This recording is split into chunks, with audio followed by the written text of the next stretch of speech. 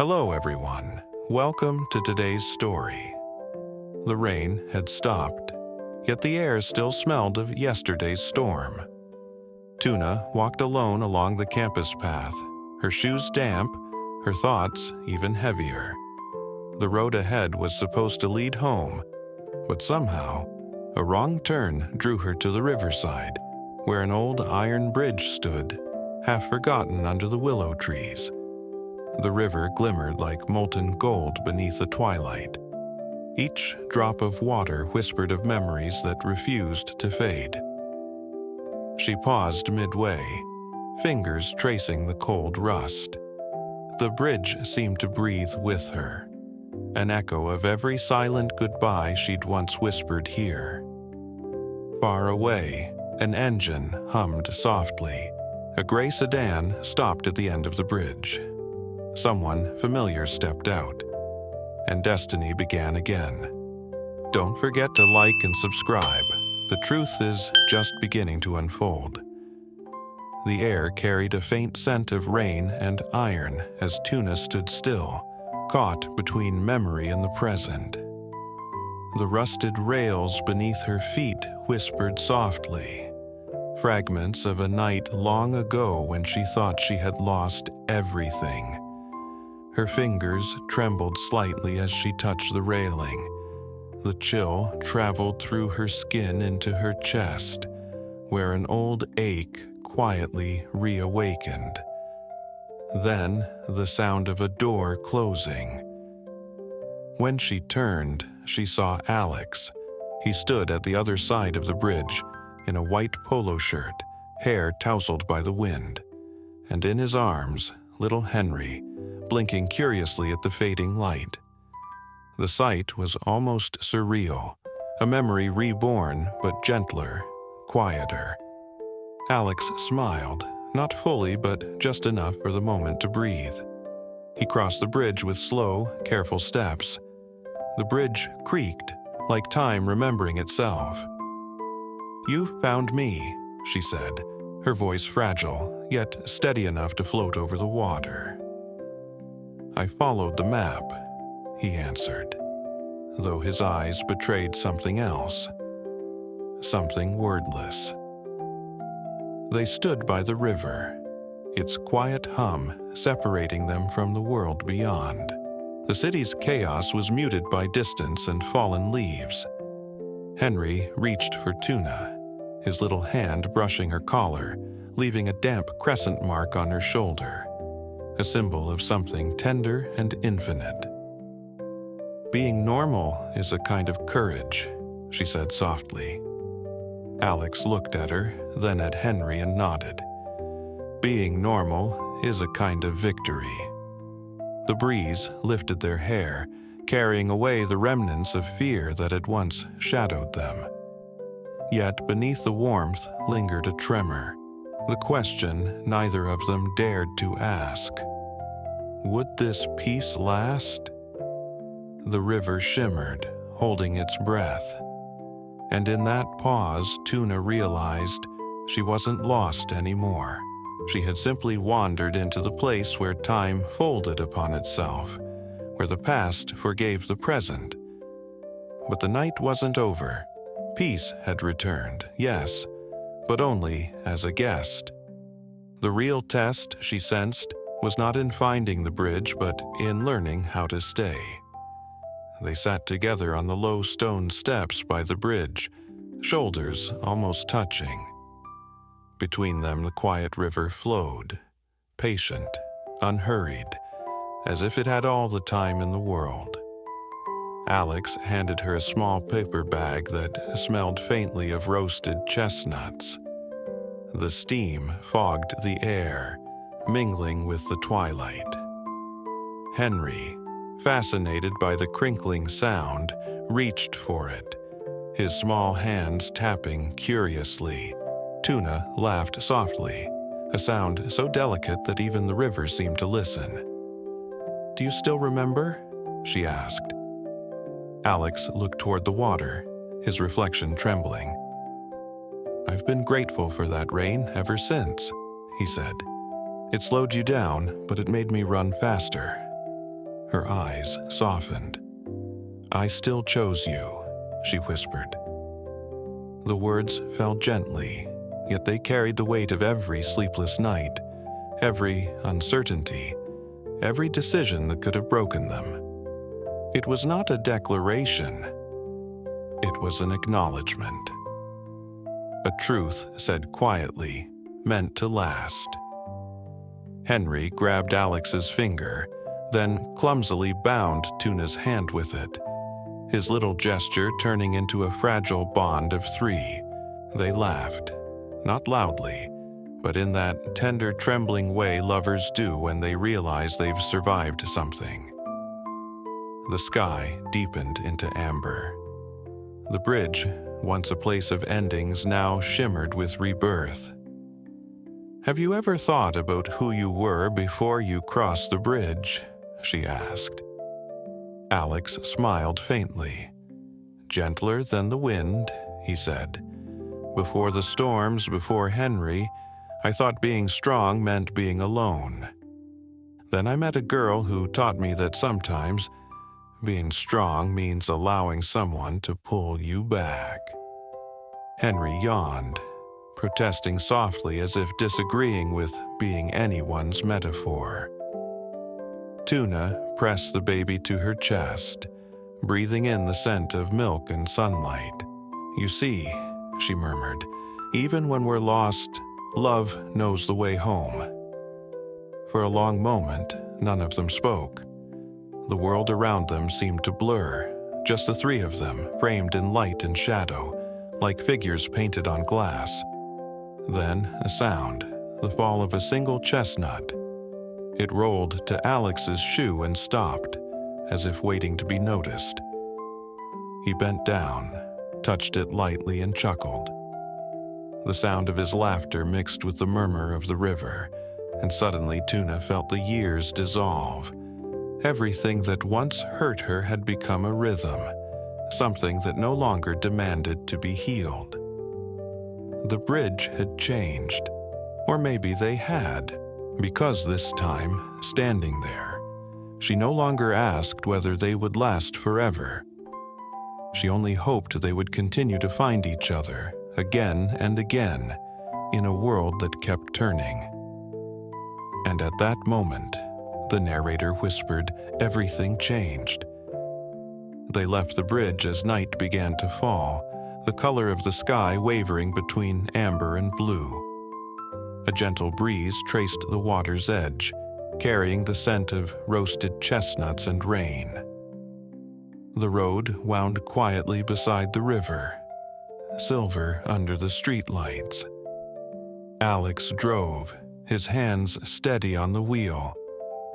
Henry murmured drowsily in the back seat, the soft jingling of his toy bracelet marking time like a lullaby.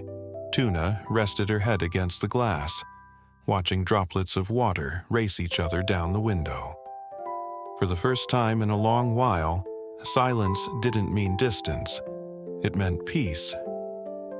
"Have you ever thought," Alex said after a while, eyes still on the road, "that this calm might be a trap? If we let our guard down, the storm might come back."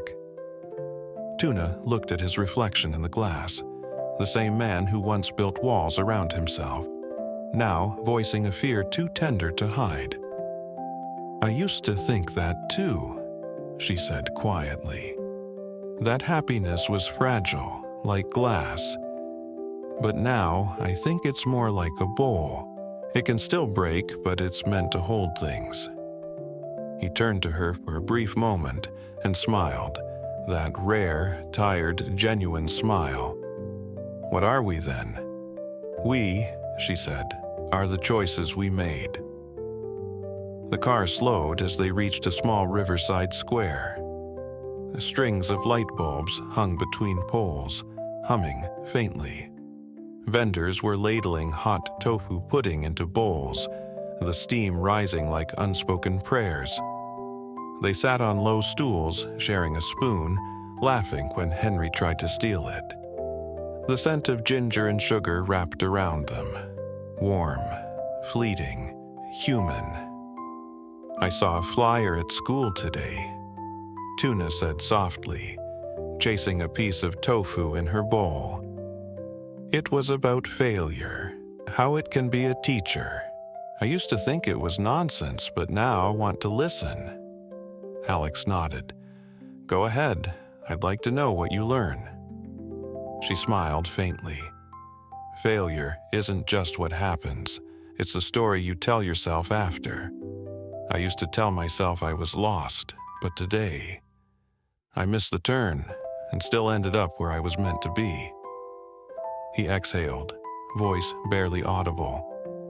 My story was that I had to carry everything alone. I don't want that story anymore. The light above them flickered, and in that simple glow, the truth unfolded without thunder or grand gestures. They had both rewritten the stories they told themselves.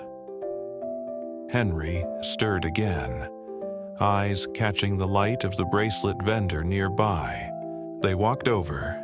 The woman smiled knowingly. For the little prince, she said, handing them two glowing bracelets, one green, one blue.